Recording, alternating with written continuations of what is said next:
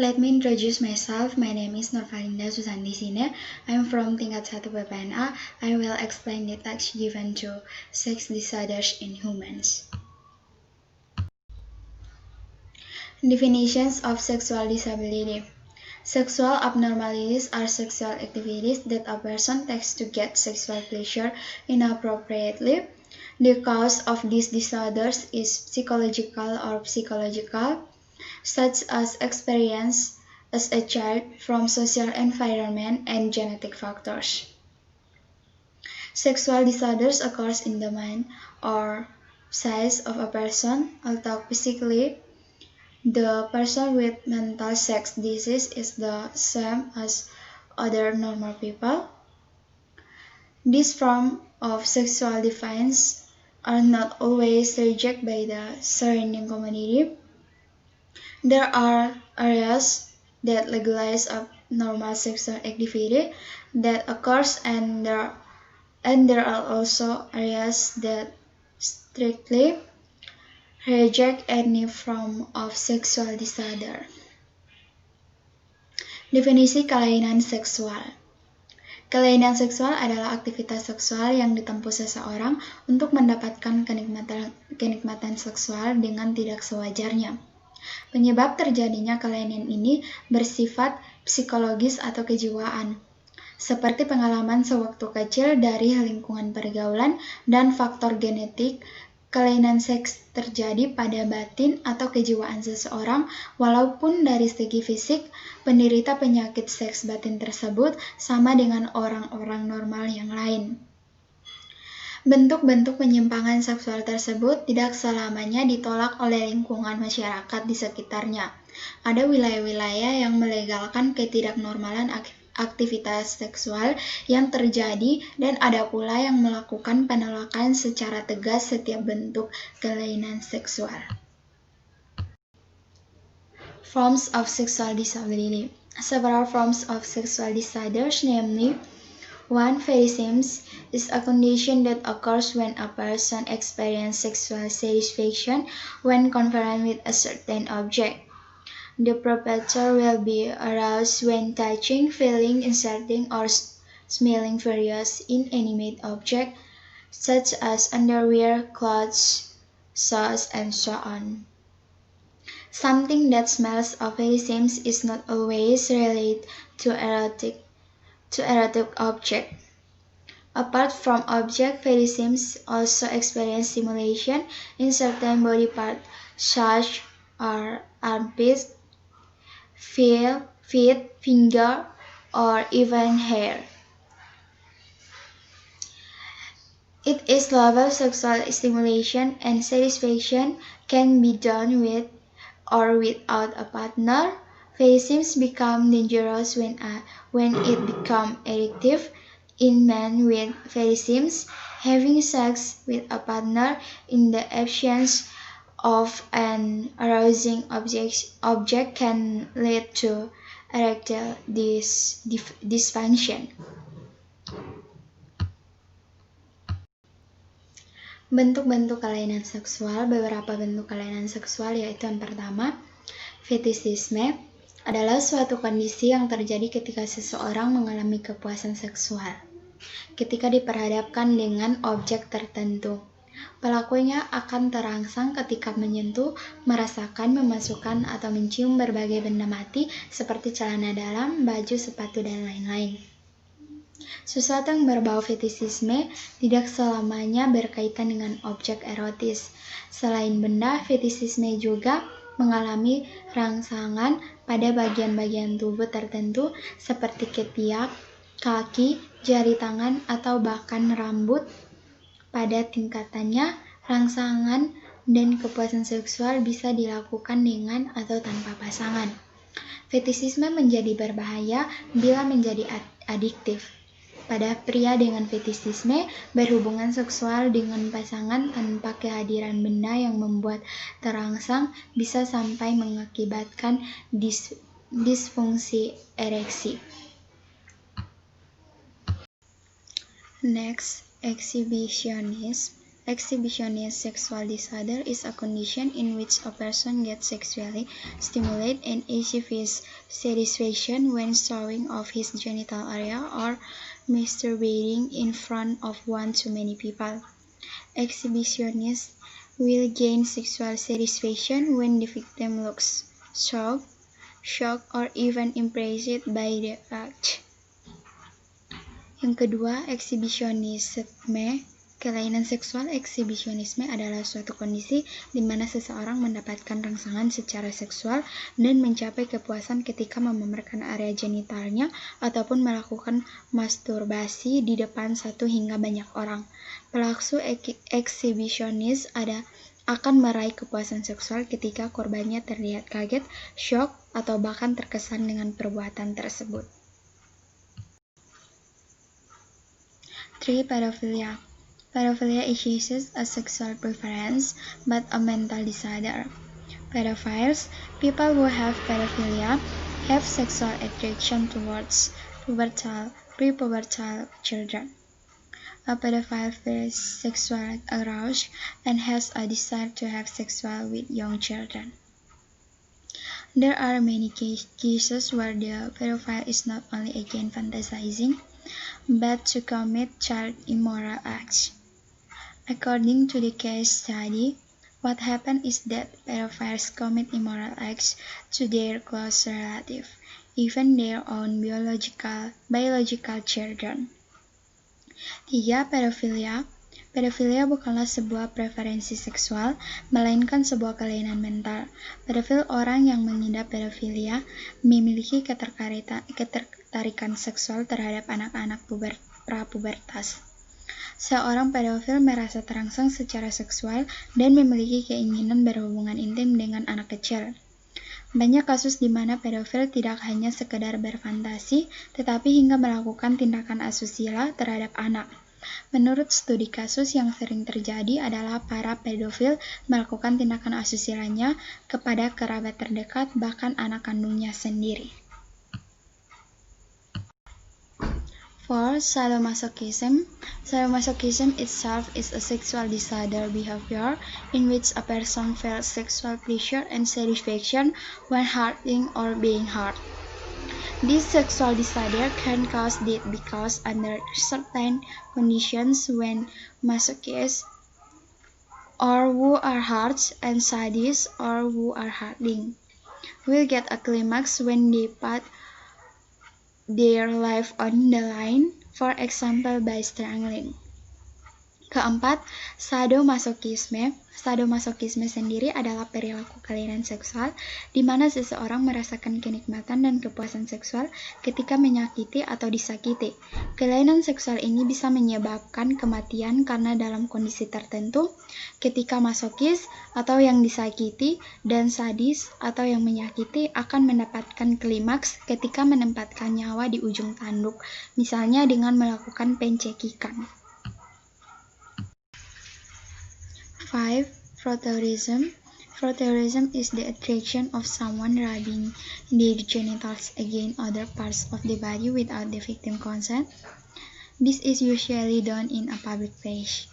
Sexual stimulation obtained by people with sexual disorder arises because of the excitement they feel when doing it in a public place with strangers without even having to look at their face.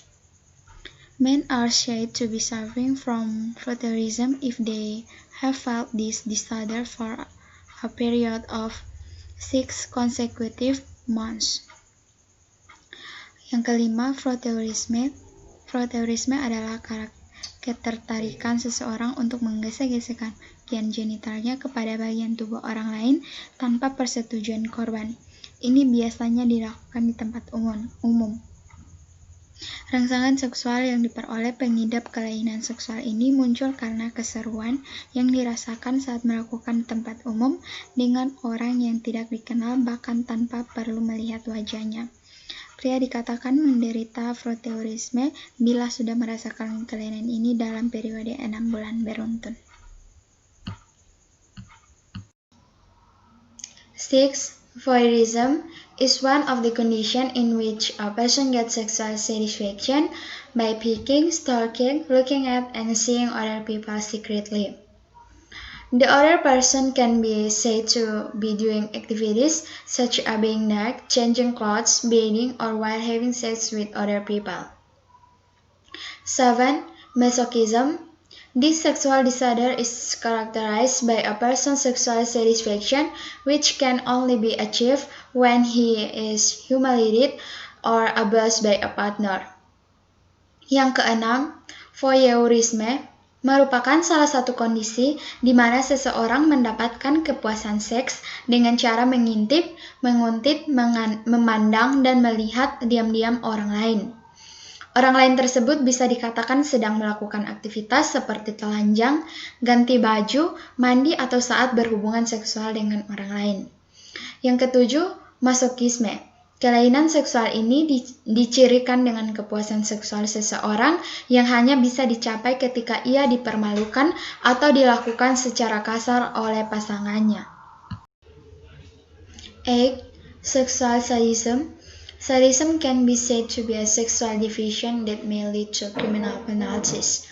The reason is people with this disorder only achieve sexual satisfaction after performing sadistic scenes on their partners, for example terror, rape to murder. 9. Necrophilia. Necrophilia is one of the most extreme sexual disorders, namely having the desire to have sex with the corpse. This is considered a serious crime. Yang kedelapan, sadisme seksual. Sadisme bisa dikatakan sebagai penyimpangan seksual yang mungkin berujung pada hukuman pidana. Pasalnya, orang yang kelainan ini hanya mencapai kepuasan seksual setelah melakukan adegan sadis pada pasangannya, misalnya teror, pemerkosaan, hingga pembunuhan. Yang kesembilan, nekrofilia. Nekrofilia merupakan salah satu kelainan seksual yang cukup ekstrim, karena memiliki hasrat bercinta dengan jenazah. Hal ini bisa termasuk dalam suatu kejahatan yang cukup serius. 10. Zoophilia. Zoophilia is a defined sexual behavior that involves animals as object or means of satisfying one's sex. This behavior is also carried out without any emotional or affectionate this to the animal that he intercourse with. 11. Thalaphonscatologia. This sexual behavior deviation is making phone calls to someone who didn't expect it. Calls may contain sexual or obscene matter. Yang ke-10, zoophilia. Zoophilia merupakan salah satu perilaku seksual menyimpang yang melibatkan hewan sebagai objek atau sarana pemuas seks seseorang. Perilaku ini juga dilakukan tanpa adanya emosi atau ikatan rasa sayang terhadap hewan yang disetubuhinya itu. Yang ke-11, thalaphonscatologia. Penyimpangan perilaku seksual ini adalah melakukan panggilan telepon terhadap seseorang yang tidak menduganya. Panggilan yang dilakukan berisi hal-hal seksual ataupun cabul. Impact of sexual disability. Impact of sexual disorders. 1. Isolate. Generally, the community will reject all forms of deviation, with isolate to perpetuate deviation in various fields of life, be it legal, social, or cultural. 2. Disruption of mental development. In general, people who experience sexual disorders will be psychologically depressed because they are rejected by society, but both severe and minor deviations because it will have an impact on their mental development. 3. Guilty feeling. A perpetrator of a deviation never feels ashamed, feel guilty, and even feel sorry for violating the values and norms of society. Dampak kelainan seksual. Dampak kelainan seksual antara lain yang pertama, terkucil. Umumnya masyarakat akan menolak segala bentuk penyimpangan, akan mengucilkan pelaku penyimpangan di berbagai bidang kehidupan baik hukum, sosial maupun budaya. Yang kedua, terganggunya perkembangan jiwa. Secara umum, orang yang mengalami kelainan seksual akan tertekan secara psikologis karena ditolak oleh masyarakat, baik penyimpangan berat maupun penyimpangan ringan karena akan berdampak pada perkembangan mental dan jiwanya. Yang ketiga, rasa bersalah.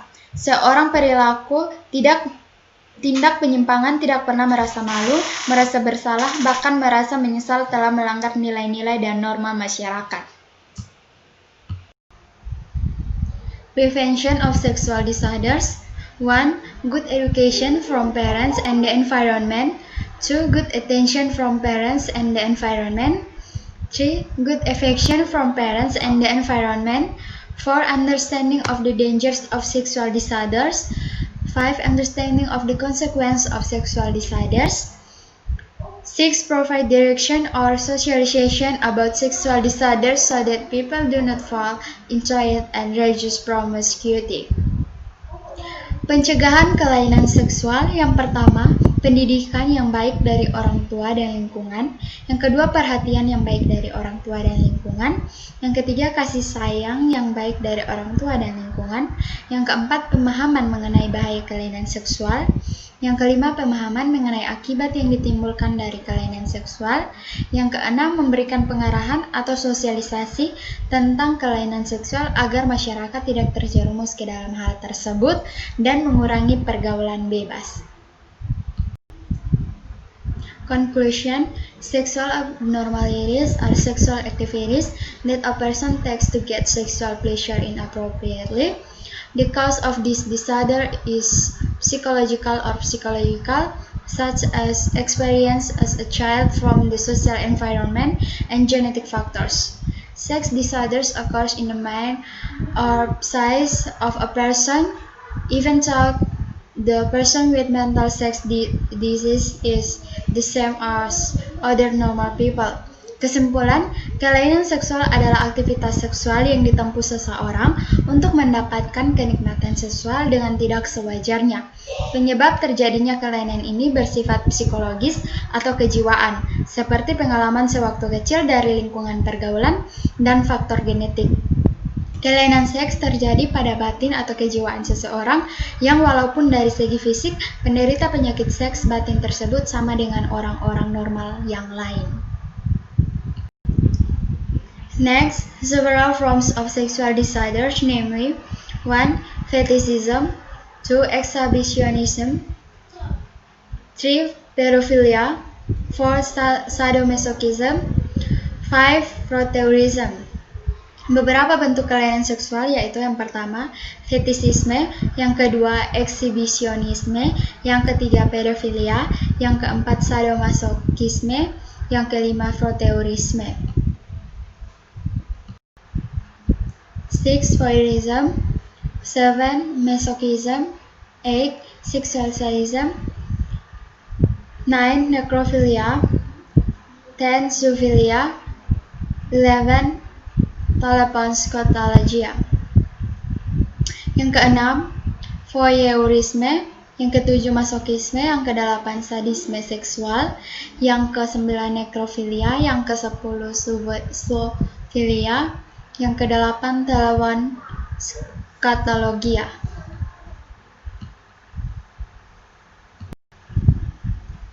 Next, impacts of sexual disorders. 1. Isolate, 2. Disruption of mental development, 3. Guilty feeling.